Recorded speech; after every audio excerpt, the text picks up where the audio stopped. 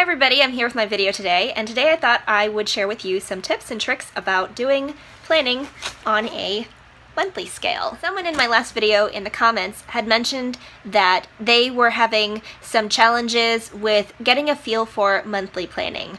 I have a number of old planners that I use for instructional purposes, also for using it just for visual aids and everything, and this morning, because we are so close to the beginning of October, I was looking at my daughter's planner that she likes to use and trying to teach her and show her just some different ideas that you can do on a monthly planning sort of a setup. So if you would like to hear some tips and tricks that I found to be helpful for using a monthly calendar view for monthly planning, I invite you to stick around for the video, and I hope that what I have to share is helpful for you and maybe helps you to discover some planner piece that you didn't otherwise have as it has to do with monthly planning. So let's go ahead and watch the video. So this is an old Erin Condren life planner that I have. I'm a fan of any kind of planner, so I have a lot of different kinds of planners just because I use them for instructional purposes and workshopping and things, visual aids, but this is just an old one that I have, and a lot of the pages are missing from the months and weeks before this, but I do have a current kind of October setup that I can show you where I used planner stickers from the Me and My Big Ideas Happy Planner seasonal planner sticker book that I shared in my last video. And I wanted to show you this because I know that there's a lot of planner sticker sets that you can buy that are just like a full monthly planner sticker set. I love seeing all the different sticker designers from Etsy and just the different ways that they kind of interpret and stylize the way that a monthly view might look. But buying sticker sets can get pretty pricey. So what I tried to do is I tried to set up a monthly view of planning that would utilize things that you could get just at Michael's or at Hobby Lobby and be able to use coupons. And like I said in the last video, this sticker set right here, which is the 1,557 stickers, it's the seasonal pack from Me and My Big Ideas, and you can get this with a coupon. But I had mentioned before that I thought that this would be something that you could use for a whole year of planning, that it's very economical and really budget friendly and actually a really good buy. So this is the clear roller kind of page finder that Erin Condren always has in her notebooks. I'm going to move this out of the way so that it's a little bit easier for you to see this kind of full view. What I did here is I used some of the fall themed stickers from the Me and My Big Ideas book, and I just kind of placed them in decorative ways around the edge of the page. And then what I did is I used the circular stickers that are in the same section of Christmas and I think fall, like the autumn section, that just go along with the same color palette of what kind of autumn or fall theme would be. And I used bucket list items, and I placed those on the days that we actually have done them.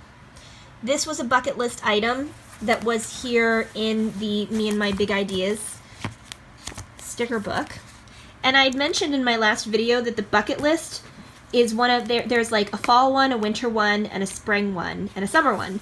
And I'd mentioned that the bucket list items were some of my favorite stickers in the whole book just because they are very easily done. They're things that we otherwise would do. We have been working steadily over a number of months since like the beginning of the calendar year on trying to do things like purge and do KonMari. So yesterday we were able to really kind of purge a huge amount of stuff and actually get rid of baby clothes that we've had for a lot of years that belong to my daughter, who's now 8 years old, and baby gear.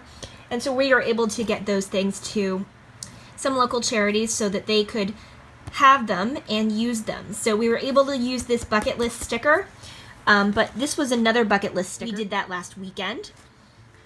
But these are just some other things. Some of these stickers, these are not actually found in the Happy Planner book. These are some old kind of Erin Condren ones. But just the same, you could cut out washi tape that's in this shape. Or, I mean, the Me and My Big Ideas brand, they have other sticker packs that you could get that are like similar sorts of shapes. But what I've done here on this calendar view is I have set up this right-hand page and then an overview of bills that need to be paid.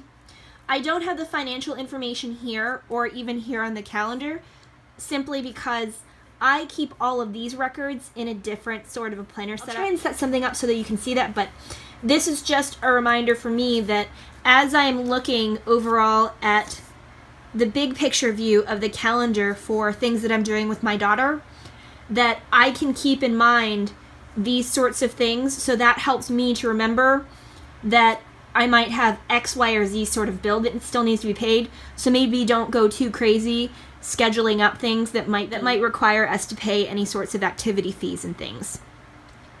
There are some things for us that are pretty standard and always happen on a Monday. Like, for example, my daughter does a gymnastics class, and it always happens on Monday. So what I did is I took a washi sticker, and I put that and stretched it clear from Monday all the way down through all of the Mondays to know that that's something that's always going to happen on Monday. Over here, this says Home Depot Kids Workshop. Home Depot, and I think Lowe's also does this, they have these really great kind of hands-on sorts of activities that you can do. And so I have this notated at, we have a number of Home Depots just kind of in our area, just because we live in a metropolitan area. We live on the outskirts of Washington, D.C., but this is just a reminder of when that happens, and that one always happens on Saturday. So we kind of reserve this calendar view, or at least this one here, as a way to chart when activities are happening, especially as they have to do with, like, my daughter. Other things that are here on the list, we have next week, we're going to be visiting Nana and Pop-Pop. That's my mom and dad, because my mom is going to be going into surgery just today, actually. And so we have here, this is another bucket list sticker that says cook comfort food, and then it says start filling out recipe book. So we got a new recipe book. We need to cook some more comfort food to deliver to my parents, so I put that one on here as like another bucket list item. Something else we have is that we recently were able to manage with our budget to get a beginner sort of an archery set and a target. So for homeschooling and homeschool learning and like physical education, and even mathematics and physics, we're going to be starting the activity of archery just in our backyard. And then we have here, this is just a general sort of a sticker that just says so much to do, and this is just a reminder that this is the week when we want to start thinking about doing a little bit of a DIY Halloween costume for my daughter for when she goes trick-or-treating. And so we put another bucket list and a decorative sticker down here on the 31st when it would be Halloween. So then we just have that visual reminder that this is 1 week, 2 week, and then this is the 3rd week. We're 3 weeks away from when we go trick-or-treating to remember to get started on this.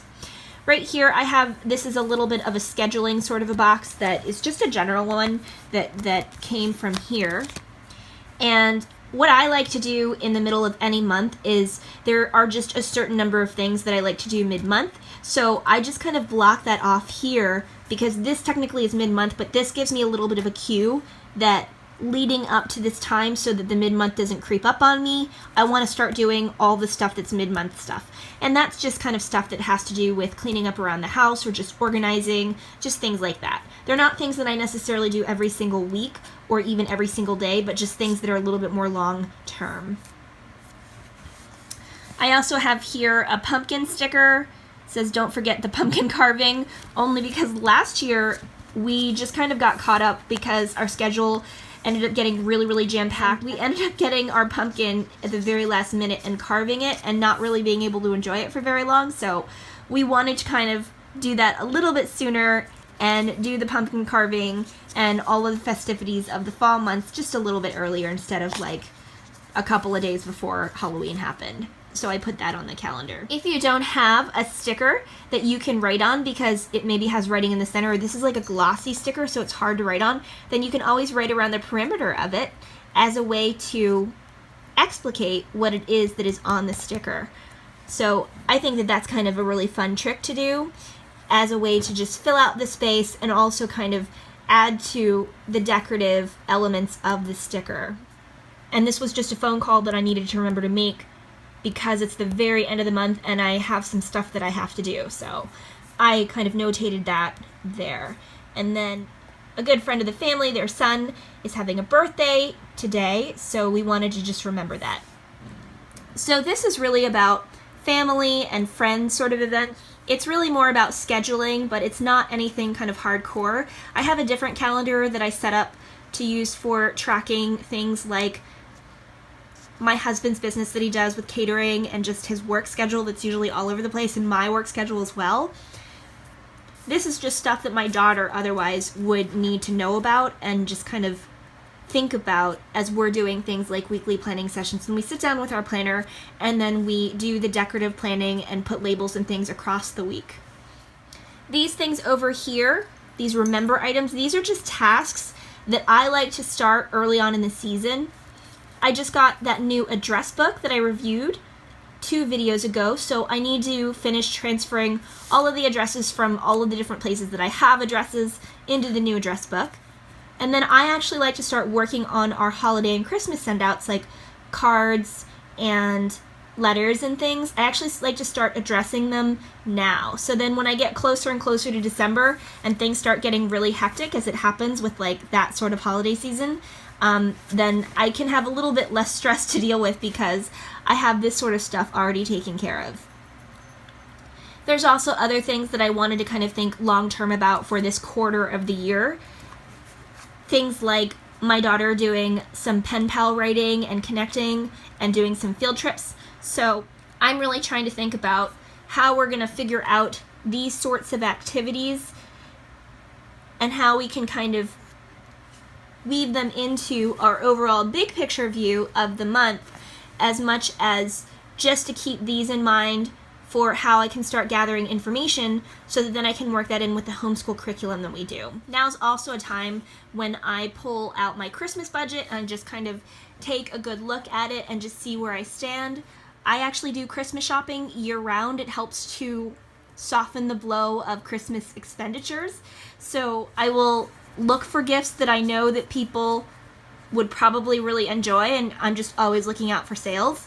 And so this year, as we get closer and closer to Christmas, then I know, like, go and look at the gift stash and just make sure that you're in the place that you want to be at this time of year in order to be even that much more prepared for, like, the Christmas season. So that's a little bit of a view of my monthly planning and how I at least do it.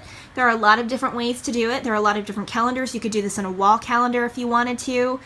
You could do this on a smaller scale, like in a wallet-size planner, like a Filofax, like what I have, but I use it more for financial sorts of plannings, like bill pay and things, and just confirmation codes when you do things like pay online. But again, like I said, I can't show you that in this video, but I will try and set something up so I can show you that in a different video.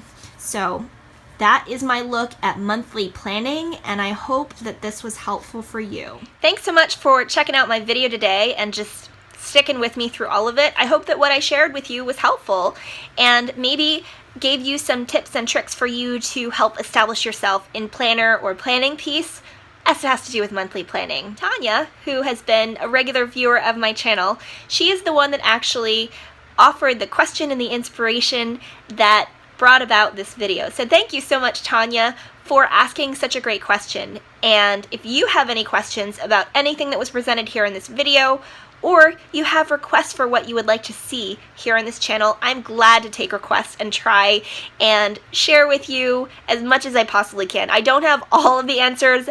I don't consider myself to be a planning expert necessarily. I'm just an enthusiast about planners and planning of all different types. And because I am a former classroom teacher and I have my master's in education, I think of planning as a way of visually thinking things through. It is something that has to do with an area of functionality called executive functioning, and it's something that typically is challenging for people because executive functioning and organization skills are not actually things that are taught outright in school. They are things that are intended to be developed over time, but as it happens with school curriculums and just the way that school is done, it's usually not a content area that a lot of time can be devoted to for people to develop a solid foundation for in order for it to naturally develop from there. So that's part of the reason why I actually do these videos here online, because I kind of recognized as a former classroom teacher that there was a need to share what I know about planning and organization on paper with others And I also used to talk a lot to like my high school students and the middle school students that I had, and talk to them about what some of their greatest challenges were when it came to doing planning.